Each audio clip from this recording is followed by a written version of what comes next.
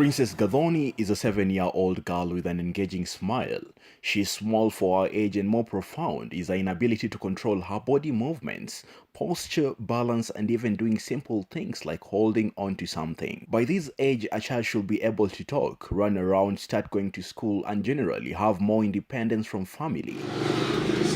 But for the Karubois, Princess is totally dependent on them. It's hard, I would say. Ni ngumu, but we trust in God. Princess has cerebral palsy, a neurological disorder that appears in infancy or early childhood. Cerebral palsy is caused by a lesion that affects the brain before the brain matures. And usually the cutoff for maturity of the brain, we say, is 2 years of age. The news that their firstborn had a condition they had never heard about broke the hearts of the young couple when it was relayed to them 7 months after birth. It was a moment of meltdown. I could say a lot of emotional meltdown. I thought like the first month of therapy, the second one and the third one, she'll have started walking. But that was not the case. I continued waiting. The first year, the second year.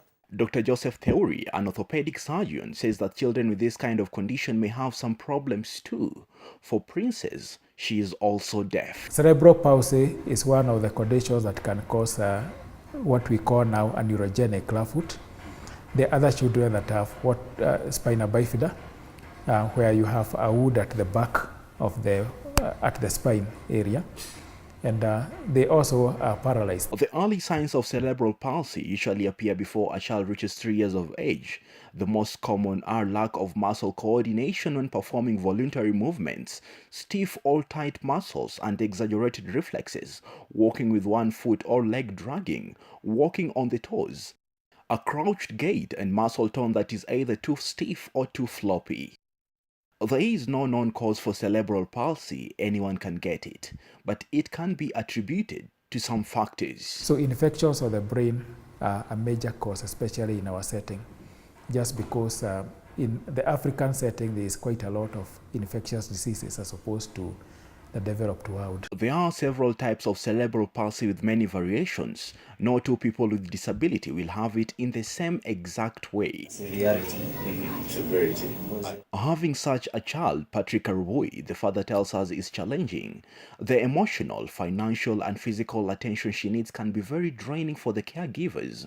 She can be very unruly and even experience breakdown.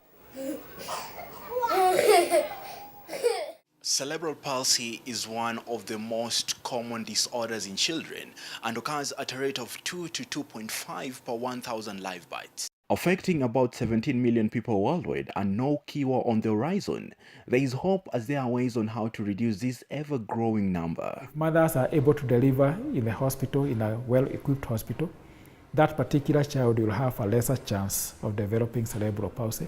In addition to this burden, stigma still remains to be the biggest challenge parents to children with this condition have to overcome. Hatupatangi watoto kama hao. Now you see now that's now the side of the father. Sisi hatupatangi watoto kama hao. So where do they come from? And the wife will say hata sisi hatupatangi watoto kama hao.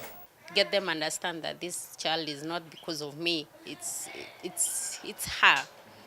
It's not us as a couple. The Caribbeans believe stigma and prohibitively high cost of therapy has contributed to lack of facilities friendly to patients of cerebral palsy, and even where there are facilities, patients miss out on them. We got overcharged just because she had a condition. We started thinking now, what do we do? And we came up with a plan to start a daycare. In this month of March, we can educate, volunteer, and get to know others with cerebral palsy. Green is the color for cerebral palsy awareness, so you should wear green on more than days. Gor Mahia play. A stigma against cerebral palsy in Kenya is very high, with studies showing that only 14% of Kenyans are aware of this condition, making it very difficult to treat and manage, hence denying the patients a fair shot at normal life. Ouma Onyango, reporting for Talk Health on KUTV, Nairobi.